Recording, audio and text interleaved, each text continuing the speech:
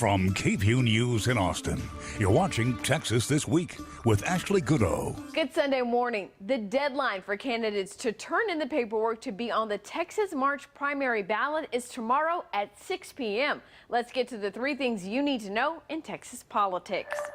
This week, Texas Lieutenant Governor Dan Patrick filed the paperwork to add President Donald Trump's name to the Republican primary ballot. Patrick is honorary chair of the Texas Trump Victory Leadership Team.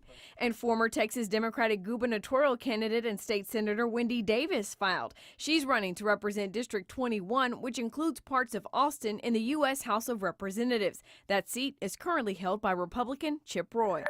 Meanwhile, another Texas lawmaker is bowing out of the race. State Representative Rick Miller announced he is no longer seeking re-election. In an interview with the Houston Chronicle, the Sugar Land Republican said his primary opponents are running against him because they're Asian, and the district has a sizable Asian population. In a statement to the Texas Tribune, Miller said the comments were insensitive and inexcusable, adding he doesn't want to be a distraction to the Republican Party, so he is not seeking re-election. The Texas legislature is out of session, but lawmakers were back at the Capitol this week to discuss issues impacting our state.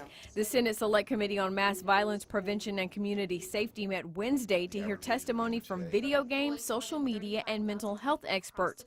And the Senate Committee on Health and Human Services met to discuss vaping and the implementation of the state's new law raising the age to buy and use tobacco from 18 to 21. One of the 11 Democrats running to challenge U.S. Senator John Cornyn in 2020 aims to challenge conventional politics and the way voters think about the issues.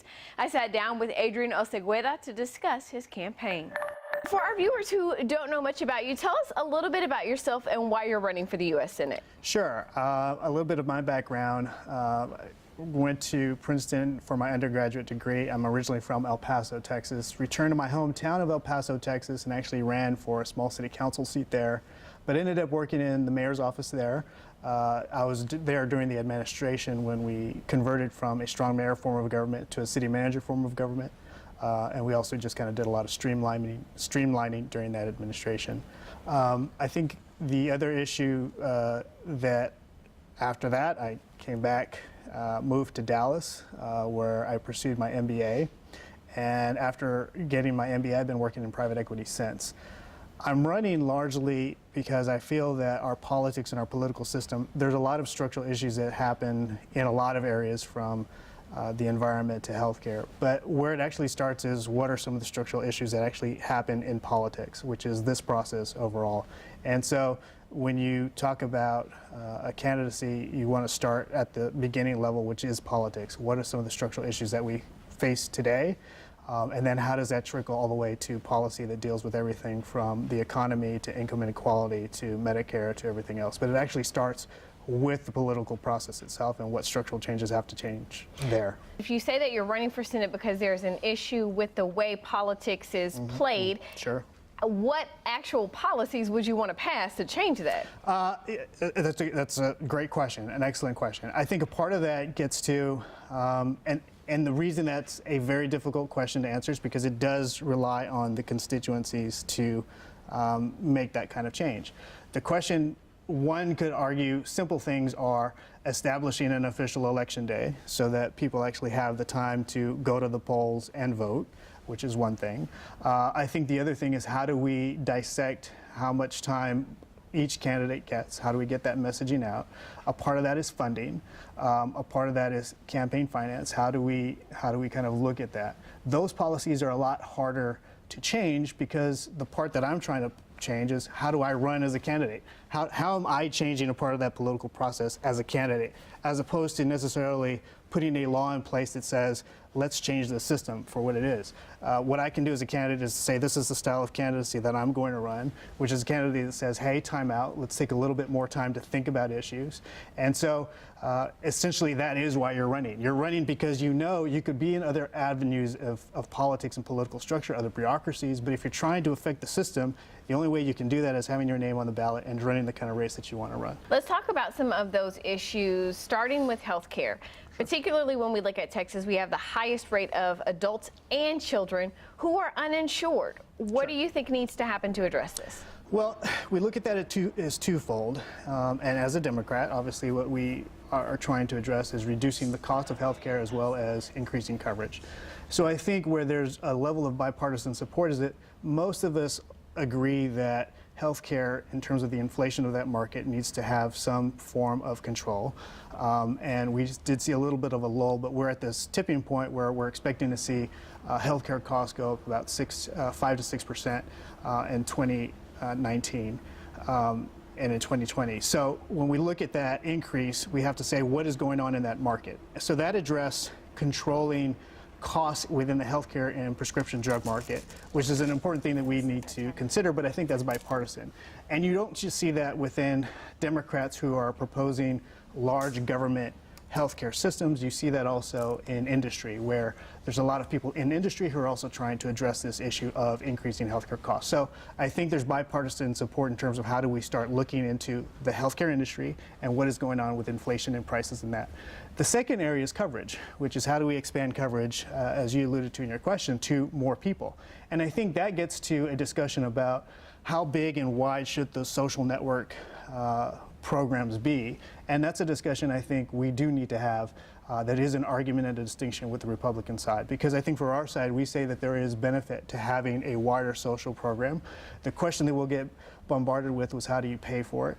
But again, there's a fundamental misunderstanding of how money works, which is another kind of low point that our party sometimes has when we get asked how are you going to pay for it. We don't necessarily know the proper way to answer that question and how that question gets answered, so we get stumped there.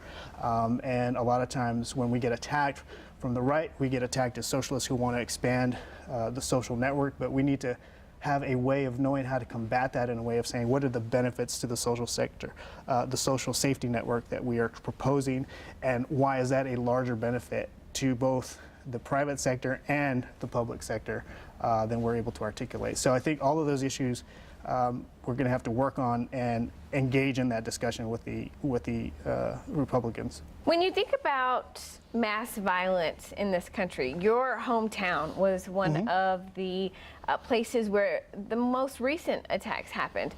How do you think we can begin as a country to take steps to reduce these types of acts? So when I think of violence and all of the spectrum of issues that we need to take, I do not go as far personally as 100% mandatory buyback program, but I do go as far as to say, look, do I think a universal background check should be adopted? Yes, but I think there's some work to do with the gun-owning community to get them over the finish line in terms of joining with the Democrats on adopting that as a policy. But again, rather than it being a slippery slope, which I think a lot of folks on the on the NRA side or those that are gun owners, they don't want a slippery slope. They don't want to say you're going to take one step on universal background checks and then this is going to lead to a whole other of gun control laws that are going to limit my ability to own a gun. So I think it's important for us to say if we're going to adopt this policy, great, we'll evaluate it in 1 year or 2 years' time. Did it have the impact that we wanted?